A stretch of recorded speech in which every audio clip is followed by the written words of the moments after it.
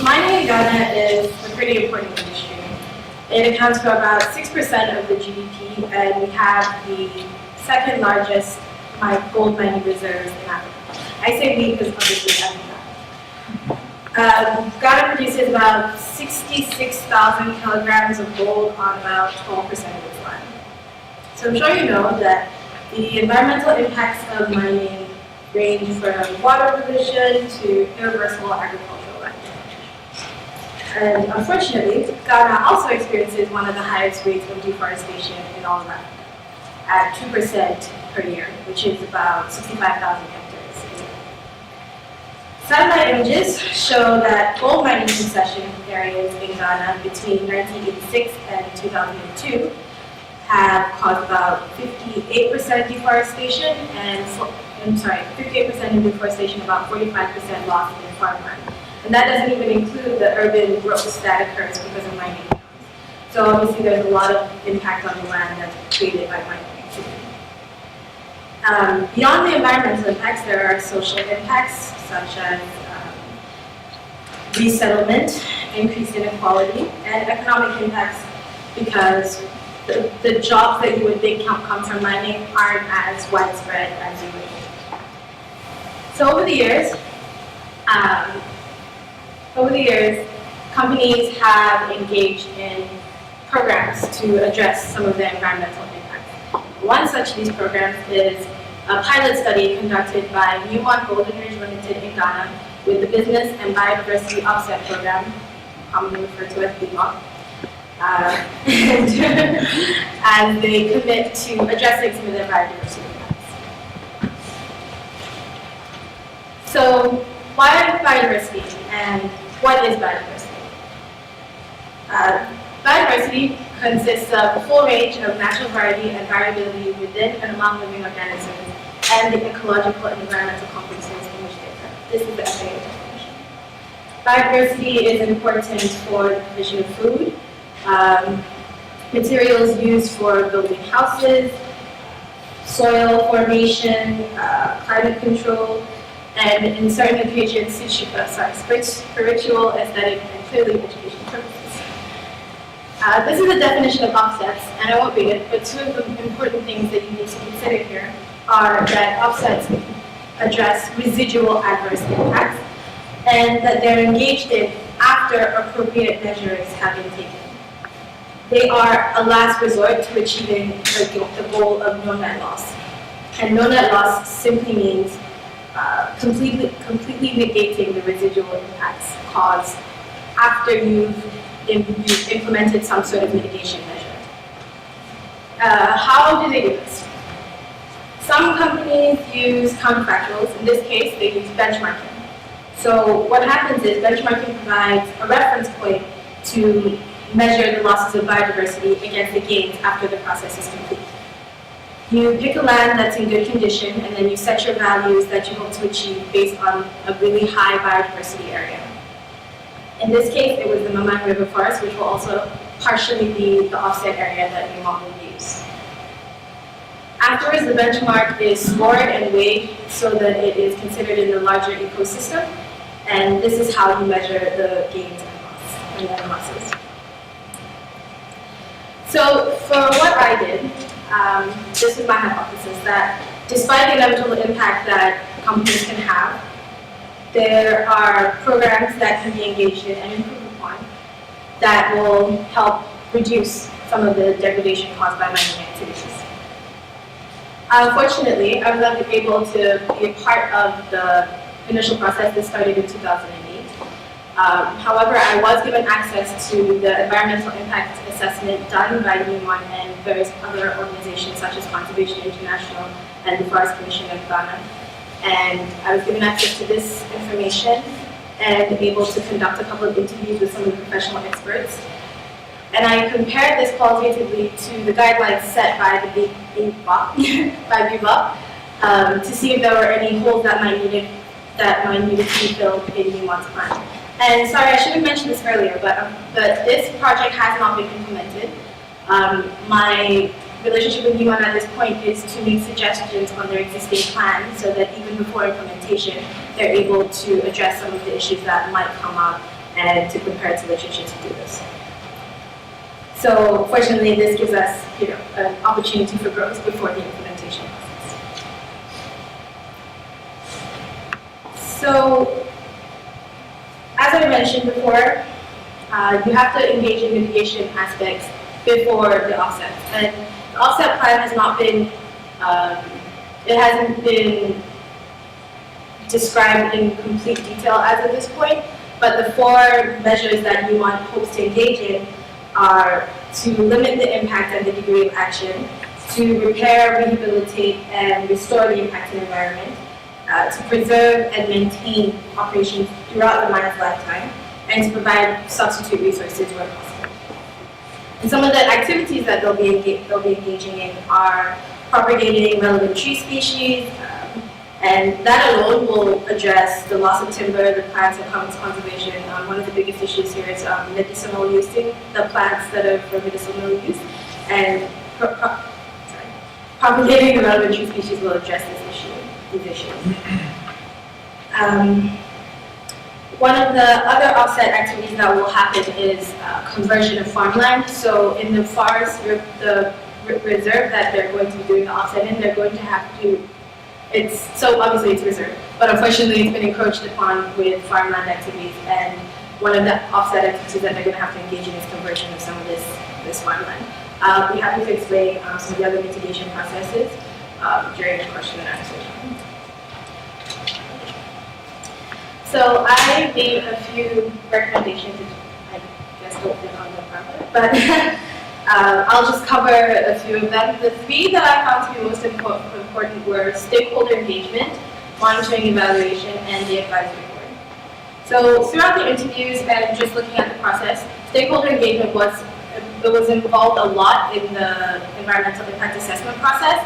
However, there isn't a full program listed of how they plan on engaging in stakeholder involvement, or how they plan on engaging stakeholders throughout the entire process. So now in the interviews, it became very clear that without local community support, this will be a practically impossible plan. It will be, they will meet resistance at every step of the way. So one thing that I suggested was that they have mechanisms, specific mechanisms, in order to have relationships between the company and the local community, especially since they're going to have to be settled about, so I think it's 1,300 households. Additionally, so obviously I don't know how many of you have had the fortune of working in Africa, or maybe Ghana, but when you have a lot of organizations working for one goal, there's I'm sure this is true all over the world, it's difficult to get the sort of cohesion you need to progress as quickly as possible. And this is happening with this case. There are over 20 institutions working on this program, and yet there is no advisory board where there's a single member for each of these institutions with a clear role, defined role that they can use to just have very focused people on this project. And that will become necessary. In Rio Tinto, which is one of the comparisons I was able to make during my analysis, they had this issue and they were not able to have local communities even meet with the organizations, and it set them back by months. So in advance of starting their program, Newmont can address this issue. And finally, monitoring evaluation. Clearly, they will actually be engaging in this, but at the beginning and in the end. And from our studies, we've learned that sometimes it's necessary to do this throughout the entire period. And as such, I suggested that Newmont looks into a more adaptive management sort of system where they are able to address some of the factors that they will not see coming. This is a project that relies a lot on weather conditions, political climates, and if there's no mechanism in place for them to address them as they come along, Newmont risks losing a 30-year project. So like I said, I'm looking forward to answering your questions, and I'd just like to say that so Africa has one of the largest unexplored mining territories in the entire world. So this is not something it's not going away. Mining will continue to occur, and there are programs that will come up along the way. And so the question is not whether we should engage in them or not, it's how we can improve them. And hopefully this is one way that we can address that issue.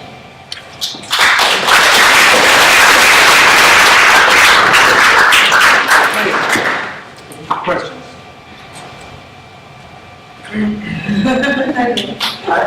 delighted you just said about adaptive management. Perhaps not surprising. But if you think about it, if you have the offset, even if you have a cyanide spill, is much different than if you don't. And having a set plan without this regular evaluation and change, really, I'm just very glad you said that.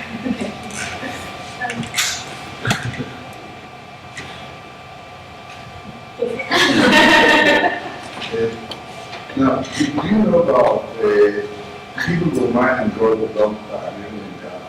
Yes. There were any programs of restoration that has been working? What is the track record of this type of program?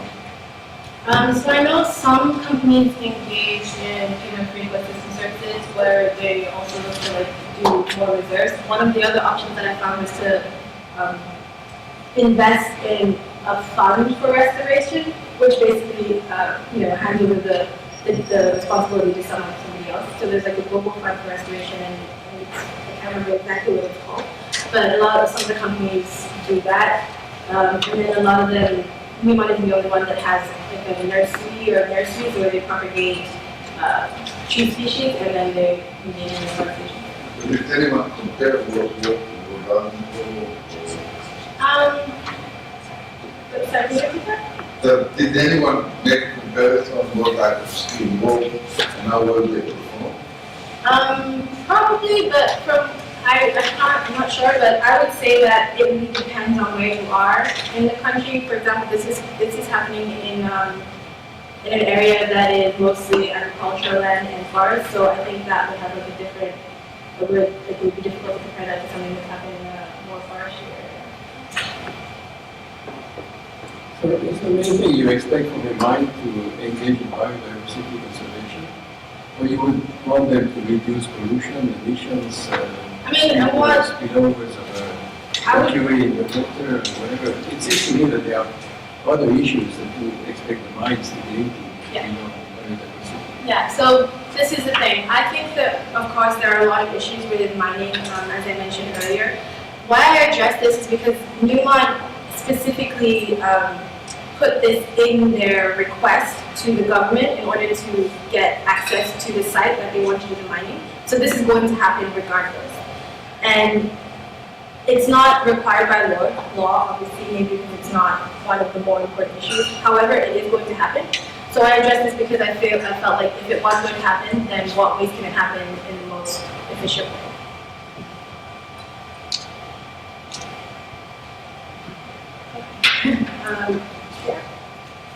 Can you talk a little about the legal framework you got for this kind of development? So the process starts with the environmental impact assessment. So you have to evaluate the site. For this specifically, they also had to evaluate where they would like to do the offset. They had to provide 5 options. 3 of them were physical, and 2 were doing investments into funds. So you have to go through the environmental impact assessment, then you get approved by the Forestry Commission and the Ministry of Lands and Mines. And once you get that approval, then they have to commission how much of the site, depending on how much you ask for, how much you get. And from then on, you're pretty much set. You also have to consider the local authorities. They'll also be part of the process.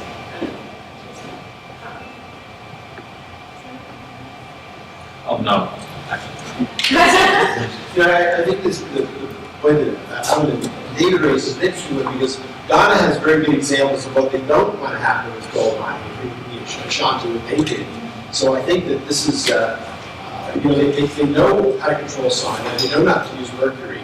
The issue then is you are going to have inevitable damage. How do you actually mitigate the effect by having this offset? So this is a new thing to address.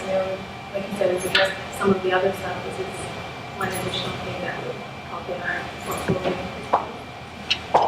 Yeah. Are there ever any cases of illegal mining or like small holders doing it that wouldn't necessarily be involved in this process? Yes.